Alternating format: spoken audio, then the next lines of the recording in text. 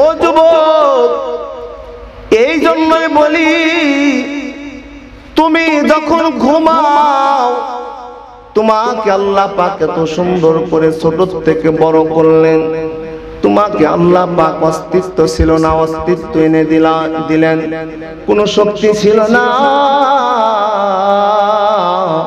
শক্তিশালী করে দিয়েছেন। তিলে তিলে তিলে তিলে ওই মালিক তোমারে বড় বানায়া দিলেন। যখন মায়ের রেহেমের মধ্যে 300টা শুক্রবিন্দ ঝগড়া করে, দৌড় প্রতিযোগিতা করে, মারামারি করে মায়ের রেহেমের মধ্যে একটা মাত্র ঢুকে গেছে। ও বন্ধু যুবক, ওই সময়ে তুমি পরাজয় বরণ করতে পারতা, তোমার অস্তিত্ব আসতে পারতো না। কিন্তু মালিক বড় ইহসান করে আমাকে আপনাকে মায়ের রেহেমের মধ্যে ঢুকায়া দিয়েছে। এমন একটা পরিস্থিতি করে দিয়েছেন, তখন ছিল না হাত পা, দৌড়া মায়ের পেটের মধ্যে ঢুকে পড়েছে। তখন ছিল না কোনো সার্টিফিকেট, দৌড়ায় তাও মায়ের রেহেমের মধ্যে ঢুকে পড়েছে। তখন ছিল না কোনো যোগ্যতা, তাও দৌড়ায় মায়ের রেহেমের মধ্যে ঢুকে পড়েছি। তখন রাস্তা চিনতাম না, চোখ ছিল না, কোনো দেখার ক্ষমতা ছিল না, তারপরেও দৌড়ায়া বিজয় অর্জন করে মায়ের রেহেমের মধ্যে ঢুকে গিয়েছি। হ্যাঁ, কত সন্তান, কত বাচ্চা, কত শিশু মায়ের পেটের মধ্যে 3 মাসে, 5 মাসে, 2.5 মাসে, 6 মাসে ইন্তেকাল হয়ে যায়। কি বলেন, হয় কি হয় না? কত বাচ্চা মায়ের পেটের থেকে যখন দুনিয়ায় আসে, আসার সময় দুনিয়া থেকে চলে যায়। কত সন্তান মায়ের পেটের থেকে মৃত্যু বের হয়। কিন্তু মালিক এত দয়া করেছেন, ওই বিদ্যুৎ একটা কঠিন সময় থেকে, কঠিন বিপদের মুহূর্তে আল্লাহ পাক আমাকে আপনাকে পার করাইয়া দুনিয়ার জগৎ দেখাইলেন। দুনিয়ার জগৎ দেখাইয়া উপযুক্ত করে আমার গায়ে শরীরে শক্তি দিলেন, আমার ক্ষমতা দিলেন। আমি সিদ্ধান্ত গ্রহণ করতে পারি, আমি ভালো বুঝতে পারি, আমি মন্দটাও বুঝতে পারি, আমার প্রয়োজনের কাজগুলো করতে পারি। কিন্তু যুবক, যখন ফজরের আযান হয়, আমার শক্তিটা ব্যয় করে আমি ফজরের জামাতে হাজির হতে পারি না। কি বলেন, ঠিক কি ঠিক না? পারি আমরা? পারি না। যুবক সবকিছু পারে, মানুষের গাড়ি ভাঙতে পারে, মানুষের বাড়ি ভাঙতে পারে, মানুষের মাথায় বাড়ি দিতে পারে, বাবা মার সাথে খারাপ ব্যবহার করতে পারে, বন্ধু বান্ধবের সাথে খারাপ ব্যবহার করতে পারে। এক কথায় অসম্ভবকে সম্ভব করতে পারে, সম্ভবকে অসম্ভব করতে পারে। কিন্তু কি হলো যুবক, কেমন দুর্ভাগ্য, কেমন হতভাগা তুমি, তোমার এই শক্তি সামর্থ্য আর ক্ষমতা থাকার পরেও প্রত্যেক দিন তোমার কর্ণকাহরে আজানের শব্দ পৌঁছছে, তুমি আজানের শব্দ শুনে মসজিদে যেতে পারো না। কত কেমন ব্যর্থতা, কেমন অযোগ্যতা, কেমন নালায়েক, কেমন তোমার জিন্দেগির লক্ষ্যবস্তু হলো। যুবক, এই জন্য আজকে আমরা ঘরের মধ্যে শুয়ে শুয়ে আজান শুনতে পারি, ইসলামের কথাগুলো শুনতে পারি, আলেমদের মুখ থেকে কত সুন্দর কথাগুলো শুনতে পারি। কিন্তু যুবক, মনে রাখিও, এমন একটা সময় ছিল, আজকে ইসলাম তো ধর্ম তো আমরা খুব আনন্দে পেয়েছি, খুব সহজে পেয়েছি, ধর্ম দিন আমরা খুব সহজে পেয়েছি, তারপরেও আমল করতে চাই না। আপনি ঘরে শুয়ে আছেন যুবক, কিশোর, শক্তিশালী মানুষ, ঘরের মধ্যে শুয়ে আছি, আমার কানে প্রত্যেক দিন 5 ওয়াক্ত আরামে বিনা কষ্টে মুয়াজ্জিনের সুমধুর কণ্ঠের আজান পৌঁছাচ্ছে। কি বলেন, ঠিক না? টাইম হচ্ছে, টাইম টু টাইম আপনি ঘরের মধ্যে শুয়ে আজান শুনতে পাচ্ছেন। কিন্তু যুবক, কিন্তু মুসলমান, পর্দার আড়ালের মা বোন, আপনাদেরকে খুব মনোযোগ দিয়ে শুনতে হবে, স্মরণ করে দিতে চাই। একটা সময় এমন ছিল, একটা সময় এমন পরিস্থিতি ছিল, এই আজান মুসলমানরা সহজে দিতে পারে না। আজানের শব্দ উচ্চারণ করতে পারে নাই। আজানের শব্দ উচ্চারণ করার জন্য সাহাবীদেরকে জীবন দিতে হয়েছে। আজানের শব্দগুলো দুনিয়াতে প্রতিষ্ঠিত করার জন্য সাহাবীদের রক্ত দিতে হয়েছে। আজানের শব্দ প্রতিষ্ঠিত করার কারণে ভিটা বাড়ি ছাড়তে হয়েছে। আজান দুনিয়াতে দিবে বিদায়, এর কারণে রক্তাক্ত হতে হয়েছে আমাদের পূর্বপুরুষদের। কিন্তু আজকে দুঃখের বিষয়, পরিতাপের বিষয়, যুবক মুসলমানের সন্তান তুমি, সুস্থ তুমি, সবল তুমি, পরিপূর্ণভাবে আল্লাহ পাক তোমাকে ছোট থেকে বড় বানাইছেন। কি বলেন, বানান নাই আল্লাহ? কে বানাইছেন? আল্লাহ বানাইছেন না? হাল আতা আলাল ইনসানি হিনুম মিনাদ দাহরি লাম ইয়াকু শাইআম মাযকুরা।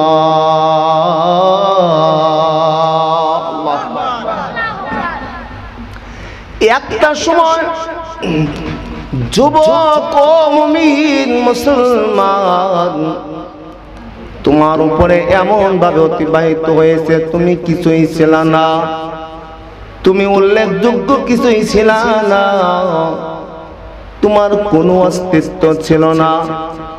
বাবার সেই মেরুদণ্ডের মধ্যে ছিল। আল্লাহ পাক তোমার অস্তিত্ব থেকে, বিদঘুট একটা জগৎ থেকে, একটা অস্তিত্বহীন অবস্থা থেকে মালিক তোমার মায়ের রেহেমের মধ্যে ঢুকায় দিয়েছেন। বিজ্ঞানীরা বলেন, যারা গবেষণা করেছে তারা বলে, একটা বাবার রেহেমের মধ্যে, একটা বাবার শুক্রবিন্দুর মধ্যে কমপক্ষে 40 কোটি শুক্রবিন্দু থাকে, দেহ থাকে, জীব থাকে। এই 40 কোটি শুক্রবিন্দু সবগুলো সুস্থ।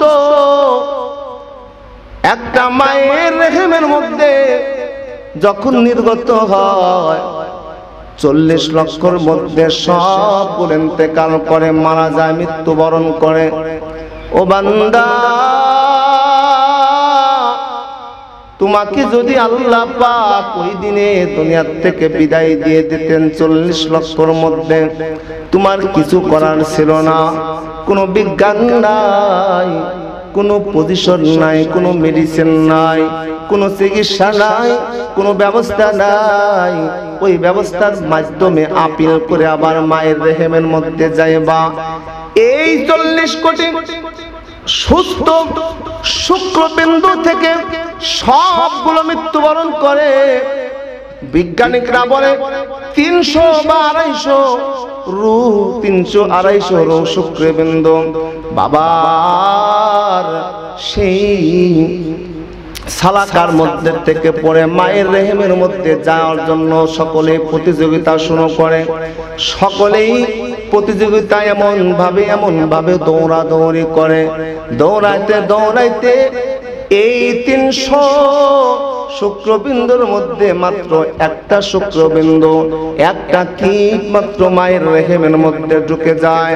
ওইটা নিজে জায়গা করে নেয়, ওইটা আস্তে আস্তে আল্লাহ পাক বড় বানায়া দেয়। এরপরে আল্লাহ পাক এই জন্য বললেন, ওয়ালাকাদ খালাকনাল ইনসানা মিন সুলালাতিন মিন তিন। আল্লাহ পাক মহান রব্বুল আলামিন, মহান স্রষ্টা, অনেক যত্ন করে, অনেক আদর করে, অনেক সুন্দর করে মায়ের সেই রেহেমের মধ্যে, অন্ধকারের মধ্যে সুন্দর করে আমাকে আপনাকে সংরক্ষণ করে রেখেছেন। সুবহানাল্লাহ। এরপরে বাবার সেই শুক্রবিন্দুটা আস্তে আস্তে আস্তে আস্তে সেইটা রক্ত পরিণত হয়ে যায়। وَلَقَدْ خَلَقْنَا الْإِنسَانَ مِنْ سُلَالَةٍ مِنْ طِينٍ ثُمَّ جَعَلْنَاهُ نُطْفَةً فِي قَرَارٍ مَكِينٍ ثُمَّ خَلَقْنَا النُّطْفَةَ عَلَقَةً فَخَلَقْنَا الْعَلَقَةَ আল্লাহ পাক বাবার ওই শুক্রবিন্দুটাকে রক্ত পরিণত করে দেন, ওইটাকে আস্তে আস্তে আল্লাহ পাক আবার জমাট রক্তে পরিণত করে দেন। ওইখান থেকে গোশত তৈরি হয়ে যায়, ওইখান থেকে আবার হাড় তৈরি হয়, ওইখান থেকে আল্লাহ পাক আবার তার উপরে গোশত তৈরি করে দেন। এরপরে এরকম করে লালন করতে করতে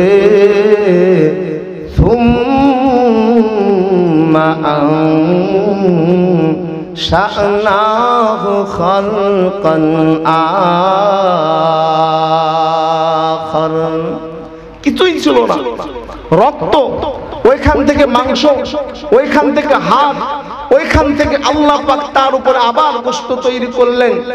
এরপরে এমন একটা সূরাত আল্লাহ দান করলেন, সর্বশেষ এমন একটা পজিশন আল্লাহ দান করলেন।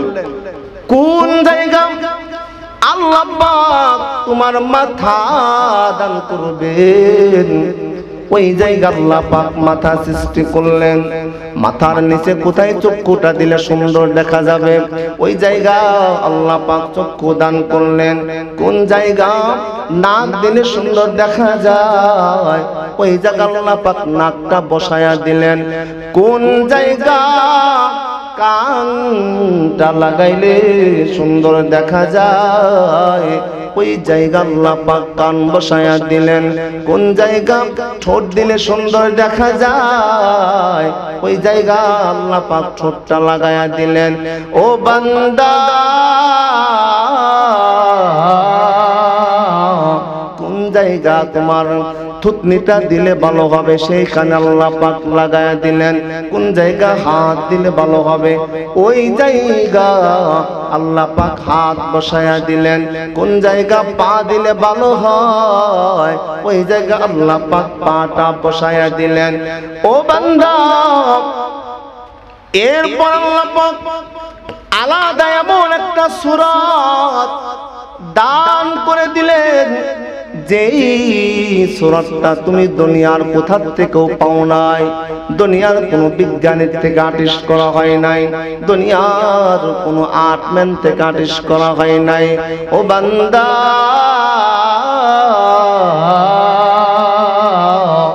একই মায়ের পেটের মধ্যে যদি 5টা সন্তান হয়, 5 সন্তানকে আল্লাহ পাক 5 রকম সূরাত দান করে দেয়। কি বলেন, ঠিক না? একই গোডাউন, একই পেট, একই স্থান, একই সংসারে বসবাস, একই পাতিলের ভাত, একই স্বামীর সংসার, একই গ্রামে বসবাস, একই বাবার শুক্রবিন্দু, একই পেট, অথচ সেই পেটের মধ্যে থেকে যদি 5টা সন্তান হয়, আল্লাহ পাক 5 সন্তানের সূরাত, 5 সন্তানের চেহারা, 5 সন্তানের আকৃতি 5 রকম বানায় দেন। সুবহানাল্লাহ। দুনিয়ার যত কোম্পানিগুলো দেখবেন, মোবাইলের বিভিন্ন মডেল থাকে, একটা মডেলের একই রকম, ওইটার ভিন্ন হয় না। আপনি যে জিনিসগুলো বিভিন্ন কোম্পানি থেকে ক্রয় করবেন, যেইটার যে মডেল একই রকম হয়, কিন্তু চিন্তা করে দেখেন, আমার মালিক আপনার আমার মায়ের পেটের থেকে আমাকে জন্ম দিয়েছেন, আমাকে সৃষ্টি করেছেন। আমার বড় ভাই, ছোট ভাই, কত ভাই বিরাদার জন্মগ্রহণ করলো। আল্লাহ পাক এক এক মানুষের চেহারা এক এক রকম করে দিলেন। কারো চেহারা, কারো সূরাত, কারো সাথে মিল করে দেয় না, এটা আল্লাহ করে দিয়েছে। এই জন্য আল্লাহ পাক বলেন,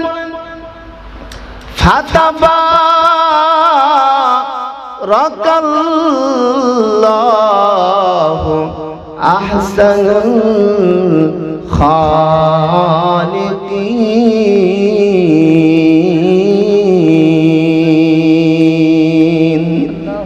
আল্লাহু আকবার বলেন। কেমন এত বড় রূপকার, এত বড় নিপুণ কারিগর, এইরকম সুন্দর মনোরম সৃজনশীল স্রষ্টা পৃথিবীতে আর কে আছে? আর কেউ আছে বলেন?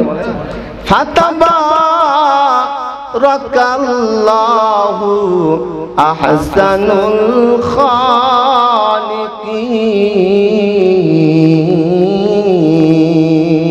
তোমার রব, তোমার প্রভু, তোমার মালিক, তোমার স্রষ্টা কত সুন্দর নিপুণ কারিগর, কত সুন্দর উত্তম কারিগর। তোমার পুরা দেহ, তোমার মাথার থেকে পা পর্যন্ত পুরা চেহারা, পুরা সুরাত আল্লাহ পাক একেবারে জাদুময় করে দিয়েছেন। সুবহানাল্লাহ। ও যুবক, এই জন্যই বলি, তুমি যখন ঘুমাও, তোমাকে আল্লাহ পাক এত সুন্দর করে ছোট থেকে বড় করলেন। তোমাকে আল্লাহ পাক অস্তিত্ব ছিল না, অস্তিত্ব এনে দিলেন। কোনো শক্তি ছিল না, শক্তিশালী করে দিয়েছেন। তিলে তিলে তিলে তিলে ওই মালিক তোমারে বড় বানায়া দিলেন। যখন মায়ের রেহেমের মধ্যে 300টা শুক্রবিন্দ ঝগড়া করে, দৌড় প্রতিযোগিতা করে, মারামারি করে মায়ের রেহেমের মধ্যে একটা মাত্র ঢুকে গেছে। ও বন্ধু যুবক, ওই সময়ে তুমি পরাজয় বরণ করতে পারতা, তোমার অস্তিত্ব আসতে পারতো না। কিন্তু মালিক বড় ইহসান করে আমাকে আপনাকে মায়ের রেহেমের মধ্যে ঢুকায়া দিয়েছেন। এমন একটা পরিস্থিতি করে দিয়েছেন, তখন ছিল না হাত পা, দৌড়া মায়ের পেটের মধ্যে ঢুকে পড়েছে। তখন ছিল না কোনো সার্টিফিকেট, দৌড়ায় তাও মায়ের রেহেমের মধ্যে ঢুকে পড়েছে। তখন ছিল না কোনো যোগ্যতা, তাও দৌড়ায় মায়ের রেহেমের মধ্যে ঢুকে পড়েছি। তখন রাস্তা চিনতাম না, চোখ ছিল না, কোনো দেখার ক্ষমতা ছিল না, তারপরেও দৌড়ায়া বিজয় অর্জন করে মায়ের রেহেমের মধ্যে ঢুকে গিয়েছি। হ্যাঁ, কত সন্তান, কত বাচ্চা, কত শিশু মায়ের পেটের মধ্যে 3 মাসে, 5 মাসে, 2.5 মাসে, 6 মাসে ইন্তেকাল হয়ে যায়। কি বলেন, হয় কি হয় না? কত বাচ্চা মায়ের পেটের থেকে যখন দুনিয়ায় আসে, আসার সময় দুনিয়া থেকে চলে যায়। কত সন্তান মায়ের পেটের থেকে মৃত্যু বের হয়। কিন্তু মালিক এত দয়া করেছেন, ওই বিদ্যুৎ একটা কঠিন সময় থেকে, কঠিন বিপদের মুহূর্তে আল্লাহ পাক আমাকে আপনাকে পার করাইয়া দুনিয়ার জগৎ দেখাইলেন। দুনিয়ার জগৎ দেখাইয়া উপযুক্ত করে আমার গায়ে শরীরে শক্তি দিলেন, আমার ক্ষমতা দিলেন। আমি সিদ্ধান্ত গ্রহণ করতে পারি, আমি ভালো বুঝতে পারি, আমি মন্দটাও বুঝতে পারি, আমার প্রয়োজনের কাজগুলো করতে পারি। কিন্তু যুবক, যখন ফজরের আযান হয়, আমার শক্তিটা ব্যয় করে আমি ফজরের জামাতে হাজির হতে পারি না। কি বলেন, ঠিক কি ঠিক না? পারি আমরা? পারি না। যুবক সবকিছু পারে, মানুষের গাড়ি ভাঙতে পারে, মানুষের বাড়ি ভাঙতে পারে, মানুষের মাথায় বাড়ি দিতে পারে, বাবা মার সাথে খারাপ ব্যবহার করতে পারে, বন্ধু বান্ধবের সাথে খারাপ ব্যবহার করতে পারে। এক কথায় অসম্ভবকে সম্ভব করতে পারে, সম্ভবকে অসম্ভব করতে পারে। কিন্তু কি হলো যুবক, কেমন দুর্ভাগ্য, কেমন হতভাগা তুমি, তোমার এই শক্তি সামর্থ্য আর ক্ষমতা থাকার পরেও প্রত্যেক দিন তোমার কর্ণকাহরে আজানের শব্দ পৌঁছছে, তুমি আজানের শব্দ শুনে মসজিদে যেতে পারো না। কত কেমন ব্যর্থতা, কেমন অযোগ্যতা, কেমন নালায়েক, কেমন তোমার জিন্দেগির লক্ষ্যবস্তু হল। যুবক, এই জন্য আজকে আমরা ঘরের মধ্যে শুয়ে শুয়ে আজান শুনতে পারি, ইসলামের কথাগুলো শুনতে পারি, আলেমদের মুখ থেকে কত সুন্দর কথাগুলো শুনতে পারি। কিন্তু যুবক মনে রাখিও, এমন একটা সময় ছিল দেওয়া যাইতো না, মন চাইলেই কোরআন তেলাওয়াত করা যাইতো না, মন চাইলেই নামাজ পড়া যাইতো না, মন চাইলেই নবীজির দরবারে যাওয়া যাইতো না, মন চাইলেই তুমি যে আল্লাহর বানানো জমিনের উপরে দাঁড়ায়া আল্লাহর বানানো আসমানের নিচে দাঁড়ায়া ওই মালিককে ডেকে ডেকে বলবা, আল্লাহ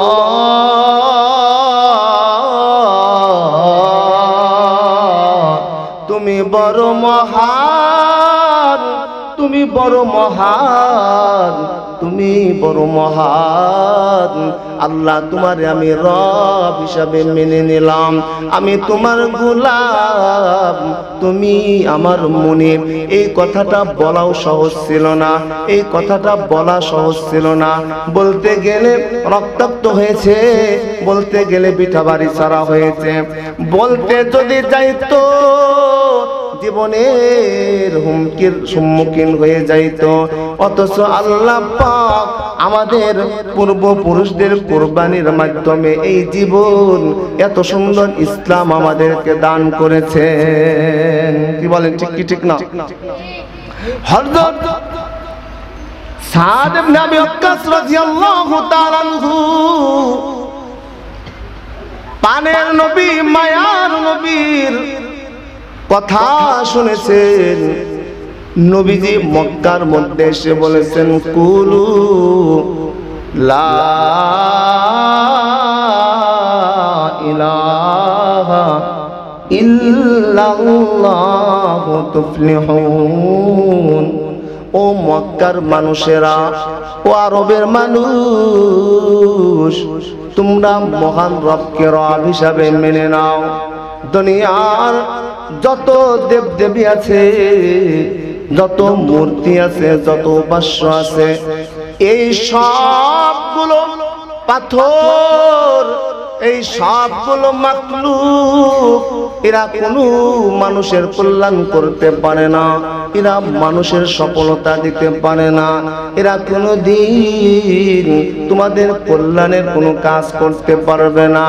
যদি তোমরা কল্যাণ চাও, যদি মুক্তি চাও, যদি নাজাত চাও, দুনিয়াতে যদি তোমরা ভালো চাও, আখিরাতে যদি তোমরা মুক্তি চাও, যিনি আসমান বানাইছেন, জমিন বানাইছে, ওই মহান আল্লাহকে আল্লাহ হিসাবে মেনে নাও। সুবহানাল্লাহ। আর আমি মুহাম্মদ ওই আল্লাহর প্রেরিত পয়গম্বর, আল্লাহ পাক আমারে নবী হিসাবে পাঠাইছেন, আমারে নবী হিসাবে মেনে নাও। আল্লাহ পাক তোমাদেরকে নাজাত দান করবেন, তোমাদেরকে সফলতা দিবে। এই কথা শুনিয়া কিছু কিছু মানুষ ইসলাম গ্রহণ করলেন। আবু বকর ইসলাম গ্রহণ করলেন, উসমান ইসলাম গ্রহণ করলেন, আলী উসমান গ্রহণ করলেন,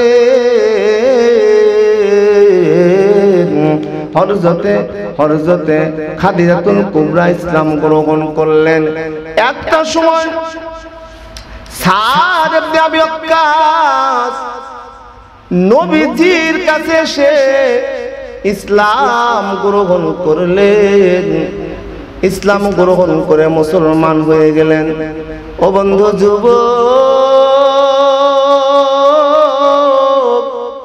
কোন মানুষের ভিতরে যদি ইসলামের মোহাব্বত ঢুকে, পানের নবীর মোহাব্বত ঢুকে, নবীজির আদর্শ ঢুকে যায়, ওই যুবক, ওই মানুষের কলিজা দুনিয়ার সব কলিজার থেকে আলাদা হয়ে যায়। কি বলেন, ঠিক কি ঠিক না?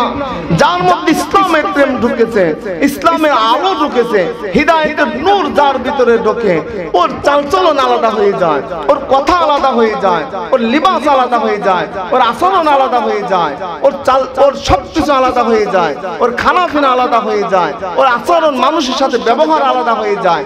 সব কিছু আল্লাহ পাক তার কুদরতি রহমত দিয়া, বরকত দিয়া পুরাপুরি ভাবে ওর জীবনটাকে পুরাপুরি ভাবে নিয়ন্ত্রণ করে। সুবহানাল্লাহ। যুবক মানুষ, গুনাহ করার স্বাধীনতা আছে, গুনাহ করার ক্ষমতা আছে, তারপরেও মালিকের মোহাব্বতে ভয়ে গুনাহ করে না। তারপরেও মুহাম্মদুর রাসূলুল্লাহ তার সামনে নিয়ে কি নিয়ে দাঁড়াবে, কিভাবে দাঁড়াবে, এই চিন্তায় সে গুনাহ করে না, অন্যায় করে না, পুরা জীবনটা পরিবর্তন হয়ে যায়। সাদ ইবনে আবি ওয়াক্কাস এইরকম ইসলাম গ্রহণ করলেন। মা এখন পর্যন্ত মূর্তি পূজারী পত্তলিক, আল্লাহকে আল্লাহ হিসাবে মেনে নাই, আল্লাহর রব হিসাবে এখনো মেনে নাই, কিন্তু মায়ের সাথে বেয়াদবি করে না। সাদ ইবনে আবি ওয়াক্কাস তার জীবনটাকে পুরা পরিবর্তন করে ফেলছে। সাদের কথার পরিবর্তন, সাদের লিবাসের পরিবর্তন হয়ে গেছে, সাদের চালচলনের পরিবর্তন হয়ে গেছে, সাদের সব আচরণ উন্নত মানের হয়ে গেছে। এবার সাদের আম্মা, যিনি এখনো ইসলামের পতাকায় আসে নাই, ইসলামের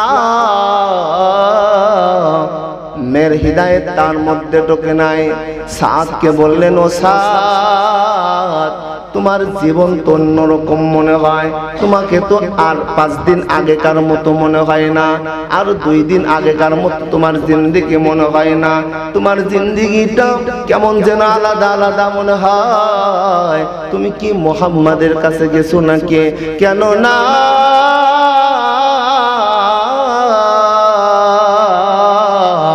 এমন পরিবর্তন তো মুহাম্মাদের দরবারে গেলেই হয়ে যায়, এমন পরিবর্তন তো মুহাম্মাদের কাছে গেলেই সম্ভব। দুনিয়ার কোন সাহিত্যিক, দুনিয়ার কোন কলামিস্ট, দুনিয়ার কোন বৈজ্ঞানিক, দুনিয়ার কোন দার্শনিক, দুনিয়ার কোন অভিভাবক, দুনিয়ার কোন লেখক, দুনিয়ার কোন সাহিত্যিক কবি, তার কাছে গেলে কোন মানুষের পরিবর্তন হয় না, কোন মানুষের চেঞ্জ হয় না। শুধুমাত্র ওই আব্দুল্লাহর বেটা মুহাম্মদ এর কাছে গেলে মানুষ পরিবর্তন হয়ে যায়। ও সাদ,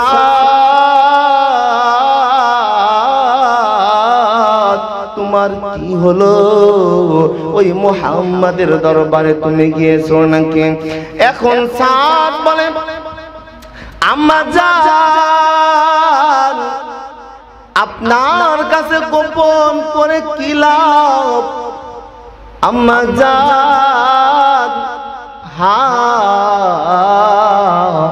আমি মুহাম্মদুর রাসূলুল্লাহর দরবারে গিয়েছি, আমার নবীজি আমারে সবক দিয়েছেন, কালিমা পড়াইছেন, আমাকে ভালো কাজের সবক দিয়েছেন, বাবা মার সাথে সৎ কাজের, সৎ ব্যবহারের সবক দিয়েছে, মুরব্বিদের সাথে ভালো ব্যবহারের সবক দিয়েছে, আল্লাহর সাথে কাউকে যেন শরীক না করি, এই সবক আল্লাহর নবী দিয়েছেন। কোন মানুষের সম্পদ যেন লুণ্ঠন না করি, কোন মানুষের মাথায় বাড়ি না দেয়, আমার কারণে কোন মানুষ যেন ক্ষতিগ্রস্ত না হয়, বিপদে না থাকে, আমার নবী এই সবক দিয়েছে। আম্মা জান, আমার নবী শিক্ষা দিয়েছেন, মানুষ হলো মানুষের কল্যাণে কাজ করবে।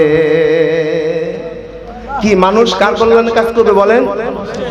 মানুষ যে হয়, মানুষ সবসময় মানুষের কল্যাণে কাজ করবে, তাহলেই সে মানুষ। কি বলেন, ঠিক না? মানুষ যদি হতে চায়, মানুষ তাকে বলে যে মানুষ অপর মানুষের কল্যাণে কাজ করবে, মানুষের উপকারে কাজ করবে, মানুষের ভালোর জন্য কাজ করবে, মানুষ তাকেই বলে মুসলমান, তাকেই বলে যার হাত থেকে অপর মুসলমান পরিত্রাণে থাকে। মুসলমান তাকেই বলে যার জবান থেকে অপর মুসলমান পরিত্রাণ থাকে, নাজাত থাকে। মুসলমান তাকেই বলে যার প্রতিবেশী তার থেকে নিরাপদে থাকে। মুসলমান তাকেই বলে তার অধীনস্থরা তার থেকে নিরাপদে থাকে। মুসলমান তাকেই বলে তার পার্শ্ববর্তী মুসলমান যদি তার থেকে নিরাপদে থাকে, সেই হলো প্রকৃত অর্থে মুসলমান। কি বলেন, ঠিক না? আজকে মুমিন মুসলমান আমার থেকে অপর মুসলমান নিরাপদে না। আজকে আমি মানুষ, অথচ আমার প্রতিবেশীর বাড়িতে আমি কি করে হানা দেই। কি বলেন, আছে না?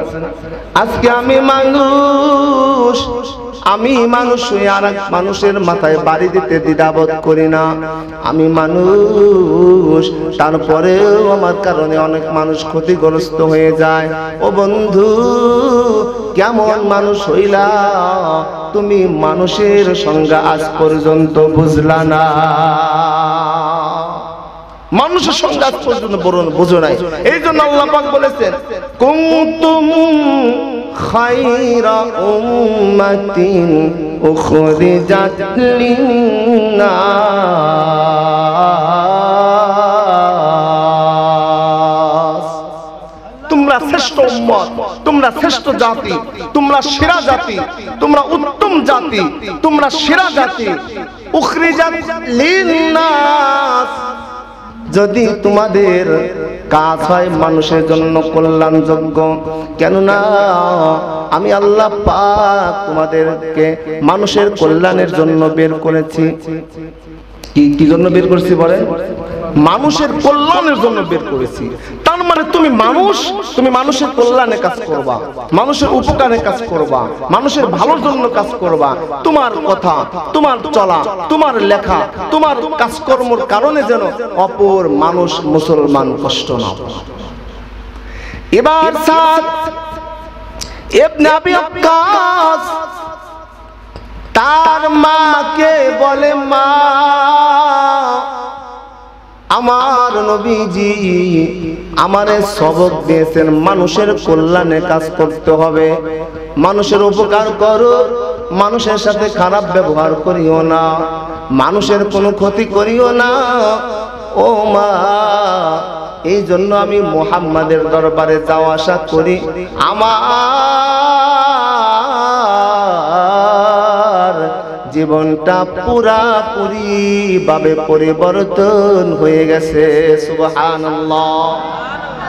এবার মা ডেকে বলেন, ও সন্তান, বুঝলাম তুমি মুহাম্মাদের ধর্ম গ্রহণ করেছো, কিন্তু জানো না তোমার বাবার ধর্ম অন্যটা, তোমার দাদার ধর্ম অন্যটা, তোমার মায়ের ধর্ম অন্যটা। কোনদিন তোমার বাবা মা পূর্বপুরুষরা এক আল্লাহর ইবাদত করে নাই, এক খোদার বন্দেগী করে নাই, শত শত শত শত দেবদেবীর পূজা করেছে, মূর্তির পূজা করেছে। তুমি কেমন সন্তান হইলা বাপ দাদার ধর্ম ছেড়ে দিয়া মুহাম্মাদের ধর্ম গ্রহণ করলা? আমি মা বললাম, ও সাদ, আমি মা তোমার অর্ডার করলাম মুহাম্মাদের ধর্ম ছেড়ে দাও, মুহাম্মাদের ধর্ম ছেড়ে দাও, মুহাম্মাদের ধর্ম ছেড়ে দাও। সাদ সালেমী বলেন, আম্মা জান, জীবনের সব ছেড়ে দেব, আমার জীবনের যত কিছু আছে সব বরবাদ করে দেব, আমার জীবনের যত চাওয়া আছে সব আল্লাহর শখগুলো মিটায়া দেব, কিন্তু আমি তো মুহাম্মাদের চেহারা বলতে পারি না, আমি মুহাম্মাদের দরবার ছাড়তে পারি না। আম্মা জান, আমি সব ছেড়ে দেব, কিন্তু আমার নবীর চেহারা মোবারক দর্শন করা ছাড়ব না। সুবহানাল্লাহ। নূরে উজ্জ্বল চেহারা তোমার,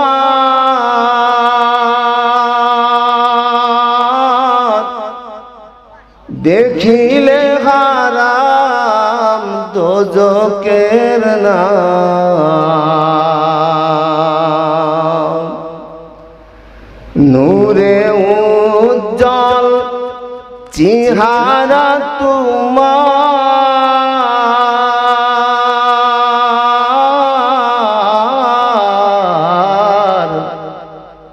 দেখিলে হারাম দোজকের নাম।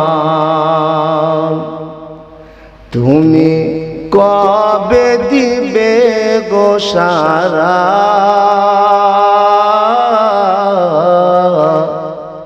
ধন্য কর আমারে।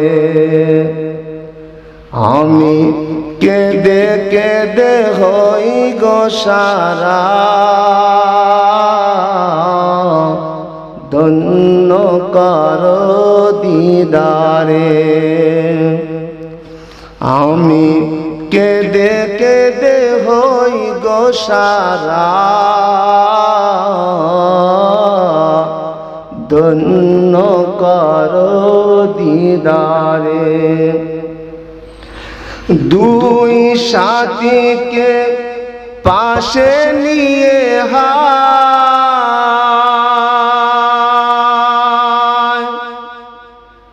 ঘুমিয়ে আসো নিজম নিরালায়।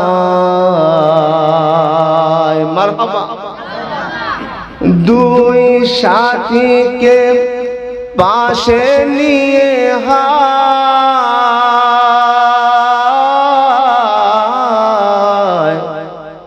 ঘুমিয়ে আসো নিজম নিরালায়। আমি কেঁদে কেঁদে হই গো সারা, ধন্য কর দিদারে। তুমি কবে দিবে গো সারা,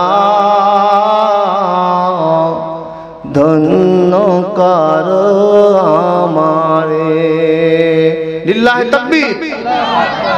এবার সাদ সালিমি আমার নবীজির চেহারা, নবীজির দরবারের কথা বলতে পারেন না। মার কাছে বলে, আম্মা জান, দুনিয়ার সব ছাড়তে পারে, আমার দুনিয়ার সব আহ্লাদ গুলো ছেড়ে দেব, শখ ছেড়ে দেব, কিন্তু আমার নবীর দরবার ছেড়ে দেব না। সাদ ইবনে আবি ওয়াক্কাস এই সাহাবীর মা সাদের খানা বন্ধ করে দিয়েছেন, খাবার বন্ধ করে দিয়েছে। হ্যাঁ, যদি মুহাম্মাদের দরবার ছাড়ো তাহলে ভালো, আর যদি না ছাড়ো তোমার খানাগুলো বন্ধ করে দিলাম।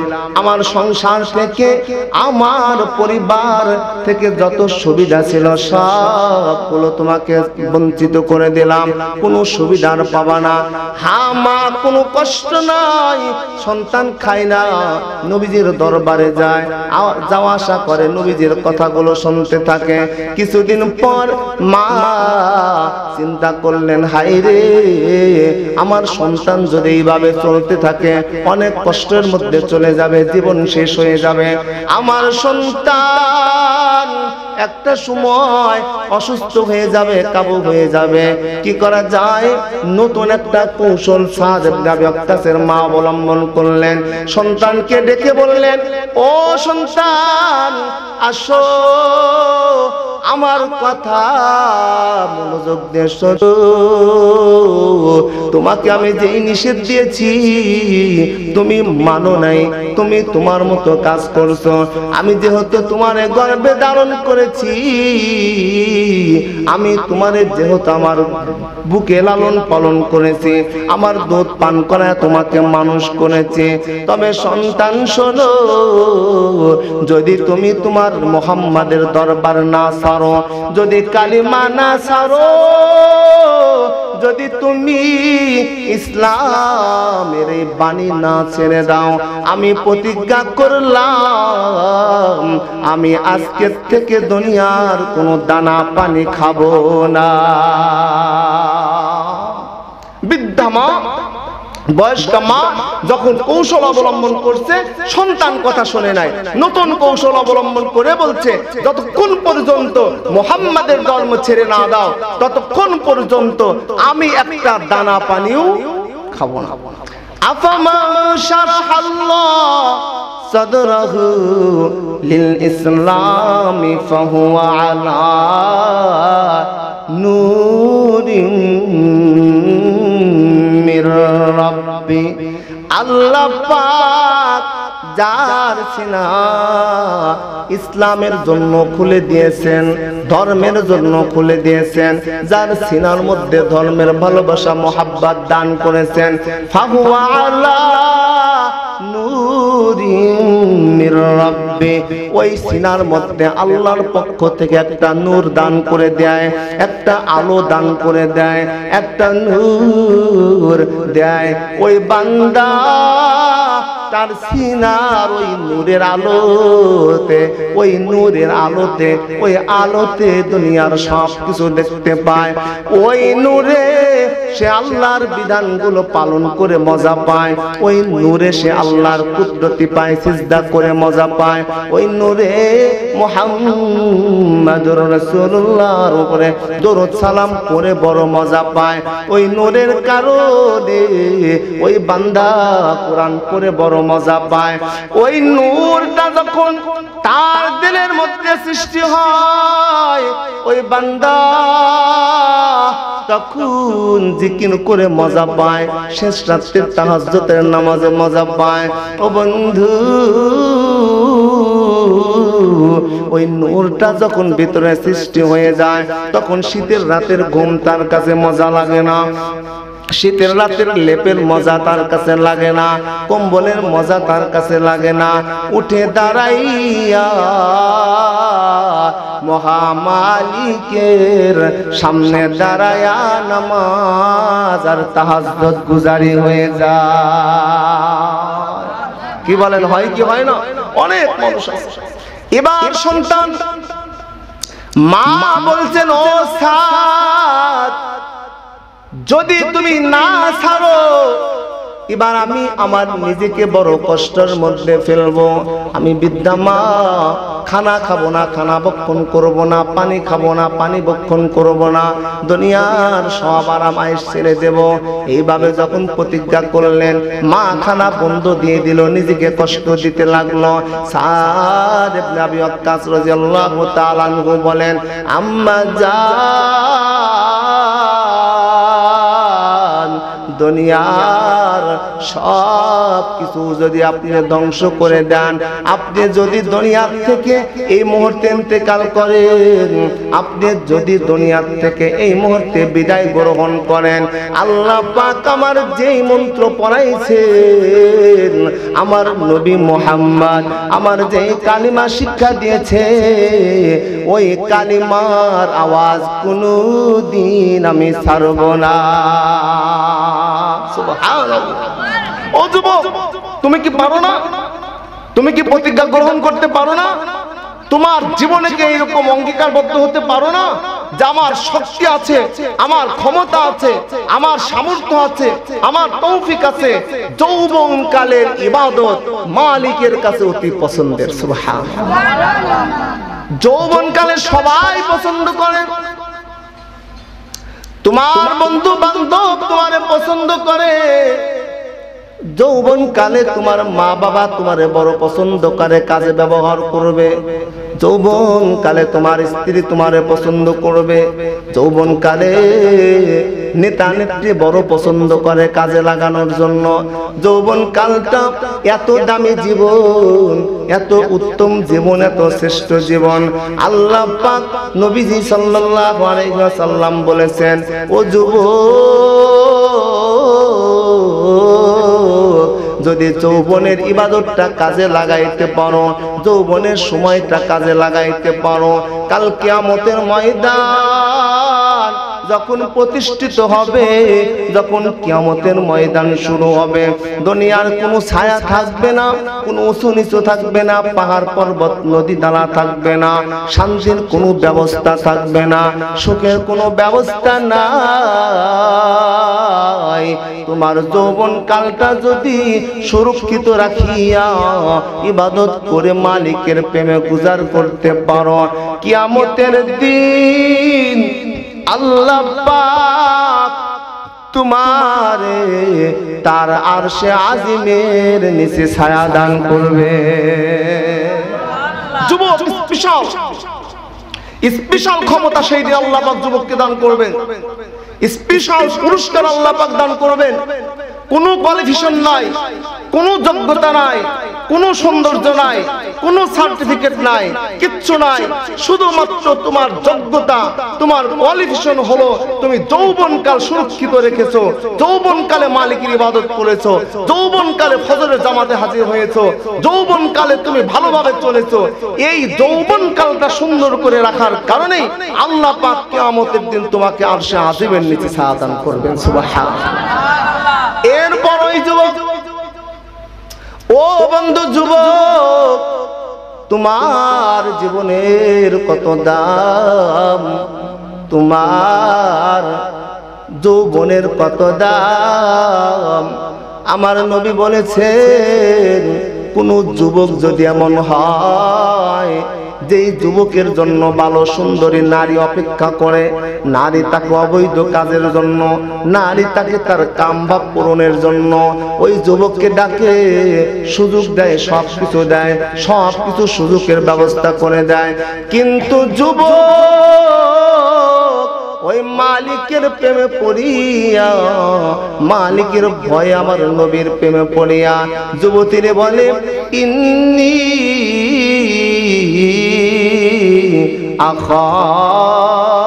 আখাফুল্লাহ। ও বন্ধু, যুবতীর উত্তর দেয়, তুমি তো আমারে ডাকছো, আমার সাথে তুমি তোমার কাম করবা, চরিতার্থ করবা, তোমার খায়সাত পূরণ করবা, কিন্তু যুবতী বোন, আমি জয়ী যে মালিকের ইবাদত করে মালিকরে বড় ভয় পাই, ওই মালিক সব দেখে, কিয়ামতের দিন ওই মালিক আমার এই অন্যায়ের কারণে হিসাব নেবেন, জাহান্নামের মধ্যে জ্বালাইবেন। এই জন্য আমি তোমার এই ডাকে সাড়া দিতে পারি না। এই রকম কথা যদি কোনো যুবক বলতে পারে, আল্লাহর নবীর পবিত্র জবান দিয়ে বলেছেন, আমার নবীর জবান দিয়ে বলেছেন, পবিত্র নবীর পবিত্র জবান দিয়ে বলেছেন, কাল কিয়ামতের ময়দানে ওই যুবককে আল্লাহ পাক আরশে আজিমের নিচে ছায়া দান করবে। পানের নবী বলেছেন, দয়ার নবী বলেছেন, পৃথিবীর সব মানুষের জীবনে কোনো না কোনো সময় মিথ্যা কথার অবকাশ আছে। কি বলেন, ঠিক কি ঠিক না?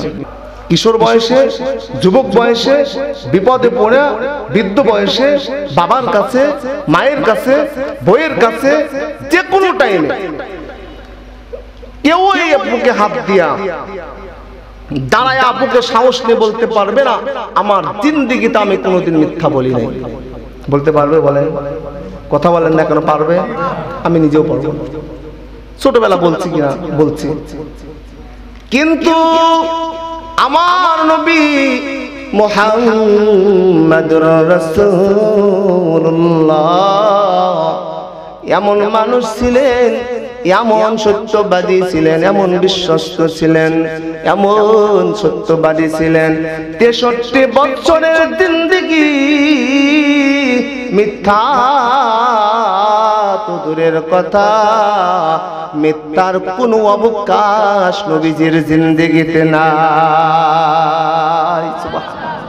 মিথ্যা তো দূরের কথা, বিশ্ব রেকর্ড। এইরকম রেকর্ড কোন নেতা নেত্রী, কোন শাসক, কোন ব্যক্তি করতে পারে নাই।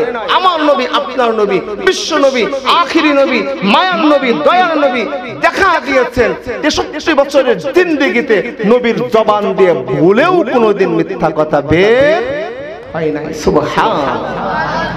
এমন নবী, আমার দয়ার নবী, মায়ার নবী, রহমতের নবী, ওই নবীজি বলেন, ও যুবক, যদি তুমি কি করতে পারো, তোমার চরিত্র সংরক্ষণ করতে পারো, তোমার জীবনটা যদি যুবককাল ইবাদতের মধ্যে লাগাইতে পারো, যদি সুন্দরী যুবতী নারী তোমারে ডাকছেন, আহ্বান করছেন, এমন সময় পরীক্ষা দিয়া তুমি বলতে পারো, নারী আমি আল্লাহরে ভয় করে, কিয়ামতের দিন সব মানুষ যখন ইয়া নফসি ইয়া নফসি ইয়া নফসি ইয়া নফসি নফসি করবে, কেউ কারো খবর রাখতে পারবে না। আমার নবীজি বলেন, এই যোগ্যতার বলে আল্লাহ পাক তোমারে নাজাত দান করবেন, তোমারে আরশে আজিমের নিচে ছায়া দান করবে। এবার সাদ ইবনে আবি ওয়াক্কাস প্রত্যাখ্যান করলো, মা মারা যায় যাক, ইসলাম ছাড়া কথা বলেন না কেন? ঈমানের বড় দাম। আপনার সম্পদ চলে গেছে, পাবেন। এক খণ্ড জায়গা হারিয়ে গেছে, আপনি কিনতে পারবেন। আপনার স্বর্ণ হারিয়ে গেছে, আল্লাহ বাঁচা রাখলে কিনতে পারবেন। ব্যবসায় 1 বছর লস, আর 1 বছর পোষায় নিতে পারবেন। কি বলেন, পারবেন না? অসুস্থ আছেন, একসময় সুস্থ হয়ে যাবে। কিন্তু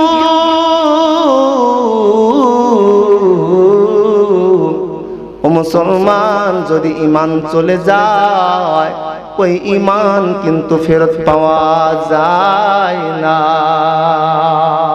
কি বলেন, ঠিক না? ঈমানের এত দাম। এই ঈমান তোমার থেকে যদি বিদায় নেয়, ঈমান সব জায়গায় সচরাচর যেমন তেমন করে ফিরে পাওয়া যাবে না। এই জন্য সাবধান থাকতে হবে, ঈমান যেন হরণ না হয়, ঈমান যেন আমার থেকে চলে না যায়, ঈমান যেন আমার থেকে হারিয়ে না যায়।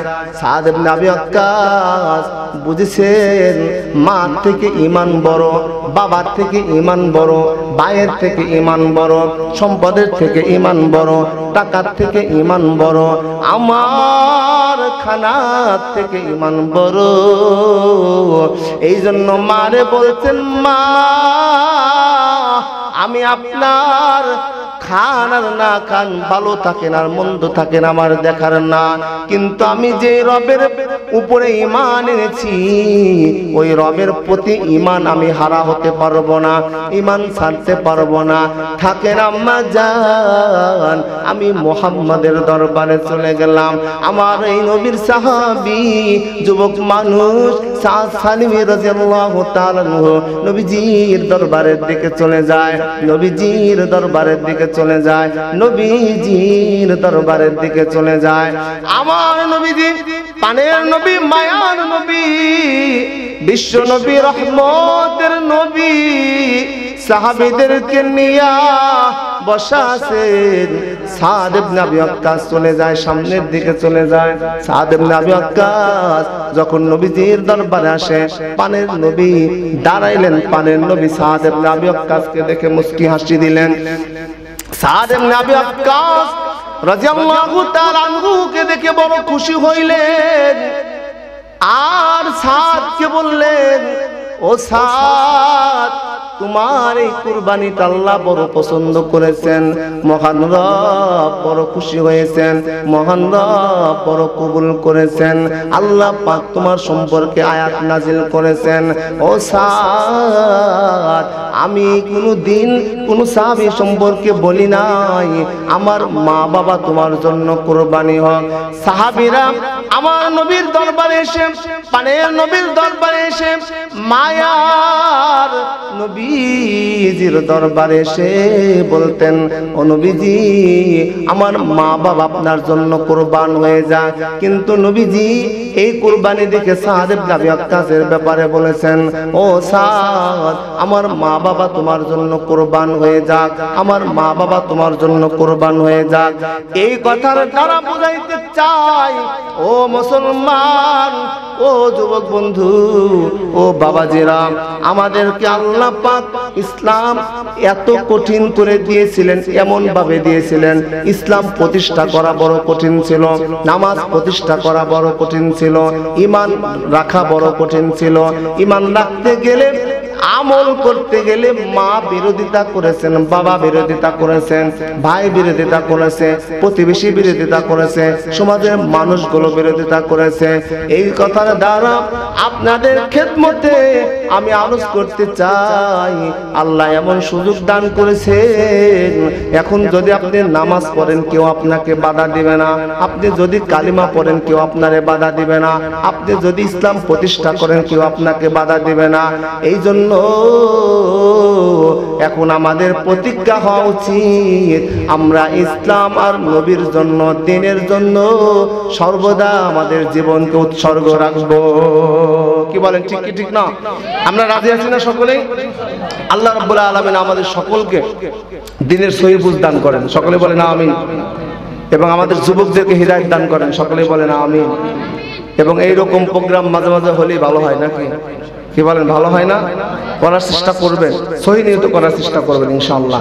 যারা আসছেন আমি সহ আল্লাহ পাক আমাদের সকলকে হিদায়াত দান করেন, কবুল করেন। যা আজকে আলোচনা করলাম মানার এবং বুঝার, পালন করার তৌফিক দান করেন। এলাকাবাসীর জন্য আজকের এই মাহফিল প্রোগ্রামটাকে হিদায়াতের জরিয়া হিসাবে কবুল করেন, সকলে বলেন আমিন। আসসালামু আলাইকুম ওয়া রাহমাতুল্লাহ।